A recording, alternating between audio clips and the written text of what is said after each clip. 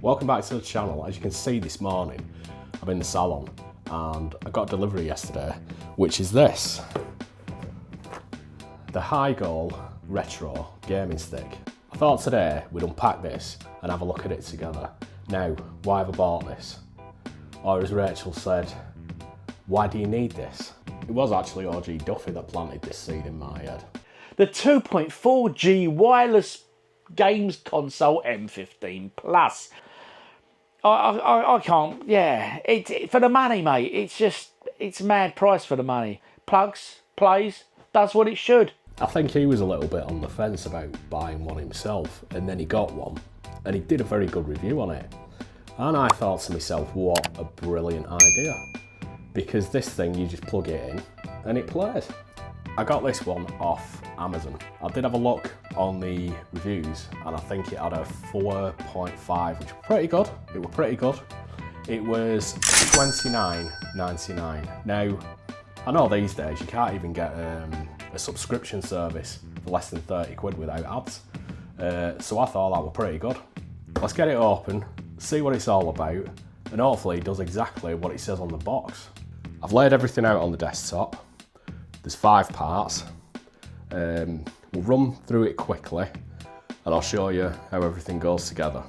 So the first part is the stick itself. It has got a fan in it to keep it cool there. And on the side there, you can see that, that's where the memory card is. That will probably have the operating system on it and a few game ROMs. This little dongle goes in there, and that is for your wireless controller. You also get an extension for an HDMI. You do find on some televisions that they're in very hard to reach places, so you can plug that end in, and then if you take that cover off there, you can actually plug the game stick in there and that will extend it. Also, you get that is a power cable, and that is a micro USB that fits next to the dongle. If I can get it in. That's it. You can power that through your TV, USB socket, or if you want to use a plug, use a USB plug, you can put that in as well. Right, let's have a look at this controller. Now, this is very similar to a PlayStation 2 controller. It's very light as well, I've noticed that. It probably doesn't have the rumble packing or anything. This runs on 2 AAA batteries that I've already installed there. And there is a little switch at the bottom there to turn it on and off. Right, let's just have a... Yeah, the buttons seem fine, there's nothing sticking. Do you know, to be honest, it feels quite good, that. Hopefully when we get it going, it won't have any lag or anything like that. I mean, yeah, that's it's fine. Not an issue with that at all. So let's get it plugged in and we'll see what we can get out of it. So, excuse me, as you boot this up, you're greeted by this screen. And already we can see we've got all 5 Metal Slug games there and some King of Fighters. So I've just brought you in a little bit closer there. Now at the top there, you can see all these different categories. You move that using your top shoulder buttons on the controller. Obviously you've got your systems there. I have checked through this and this front end, it's a little bit messed up. Some of these games are in the categories that they're supposed to be, except if I move, over to this side, you use the D-pad to move this over. If you can notice here, there is a GameCube, which I thought would probably have some GameCube games in it. There's a lot of arcade ROMs in there. So we'll just give this a test and make sure that the games are working okay and the graphics are alright on the screen and everything. This is, I think this is a 720p TV that I'm using, and we'll just have to see how it looks. I know it says 4K, so it will probably work on a 4K TV, I'm assuming it will. Let's get this loaded up.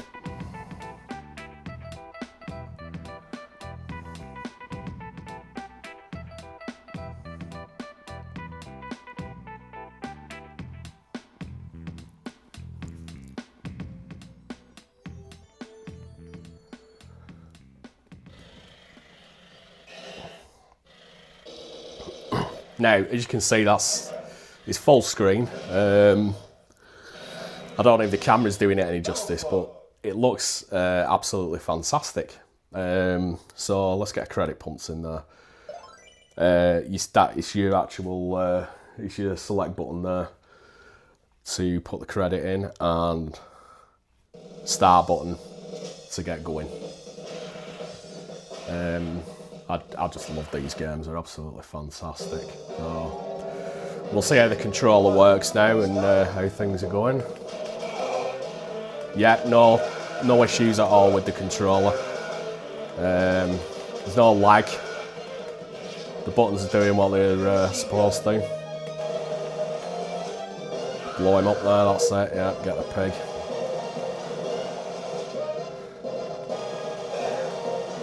Yeah, no issues at all.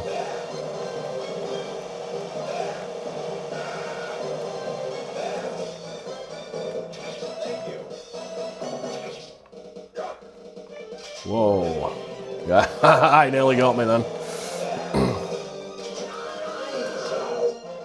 So, as you saw there, that played fine. I have no issues with that whatsoever. There are a few games missing on this, and I would have liked to have had them on, and you can add them. And I'm going to show you how to do that now. Over on the laptop, I've got a Sega Mega Drive ROM on my desktop there, and it is Michael Jackson's Moonwalker. Now what you need to do is get yourself a micro USB cable, not the cable that came with the gaming stick. All you do, you plug that into the power port there, and that should read it. Just give it a couple of seconds. There we go.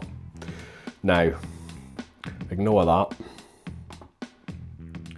This will bring you into another part of the stick, which is a partition with a little bit more memory on. Now, as you can see, I've already added some games there.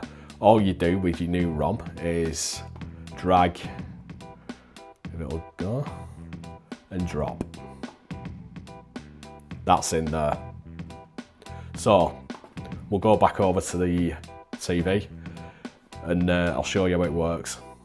Back on the TV, now where you need to go to find the games that you've put on the stick is this little section here that says download. So just move that over, and as you can see, all the games that I've added to it are in this list. So Moonwalker was the one that we've just put on. I'll move down to that, we'll load it up, and we'll see if it plays. Straight away it's come up.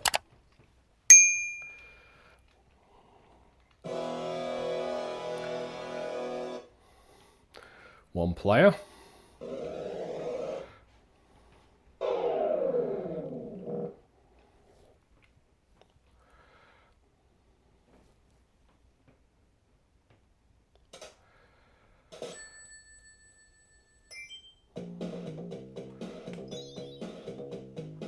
And as you can see, that's working fine. Controls are working. There's no lag. Brilliant.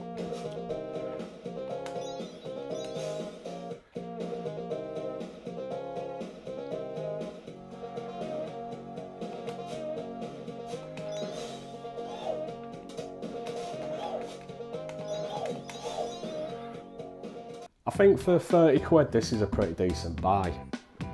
Not only do you get the gaming stick obviously with games on and everything, but you get 2 controllers there. They're worth 30 quid alone. I'm pretty sure you could put them into a PC and use them on that.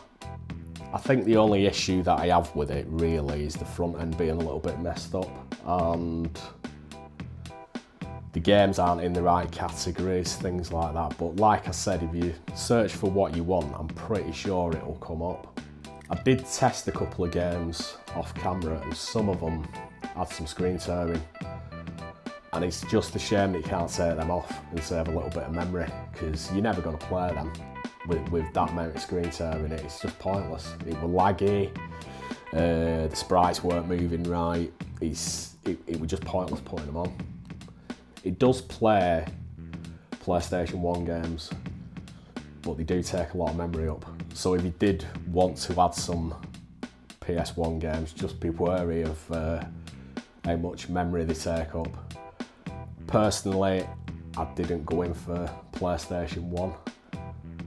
I had a Mega Drive, and I think the console that I bought after that was a PlayStation 2. Then I bought a PS3 and a PS4. Overall, I think it was a decent purchase, and I probably will be using it quite a lot in here. If you want one yourself, I will leave the link in the description, and you can have a look on Amazon. They do one that's a little bit better than that. I'm assuming it's got more memory on it and obviously better systems and things like that. If you like this video, don't forget to give it a thumbs up. If you've got a gaming stick yourself, let me know how you're getting on with it. It'd be interesting to hear how that compares to the high goal light that I've got. But for now, it's a good buy, and I'll see you on another one. Cheers.